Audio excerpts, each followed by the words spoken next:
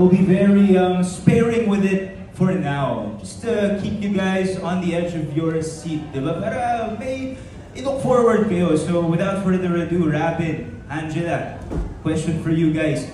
Yung tambalan nyo last time sa series natin nakita eh. And now, we're gonna see it be fleshed out on the big screen. Diba? Ano yung difference? May difference ba? Ano yung experience kapag serye? Ano yung experience kapag sa big screen na?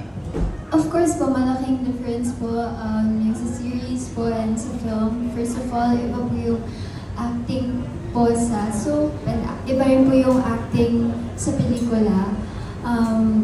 Mas subtle, mas real, mas dama.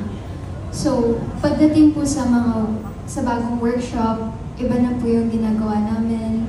And also, ibang-iba rin po dito yung feel ng production. Hindi siya same ng na-feel namin sa series po. Ako, sobrang magkaibang serye sa pelikula. Parang kailan lang in-interview ako, sabi ko, sana ngayong taon na ito magkapelikula ako. Binigay na sa atin ni Lord, di ba? Binigay ng mga boss din, maraming salamat po sa kanila lahat. Pero sobrang magkaiba ng movie sa series. Ang series,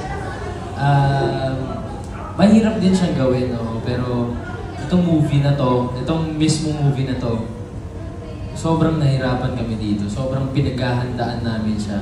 And magsa-start na kami this week mag-taping. So, sobrang dami namin pinagdaanan bago po kami isa lang talaga dito sa Werewolf Boy. Lalo na ikaw. Ayun po. Thank you so much, you two. O, Viva Cafe! Sa namang awoo!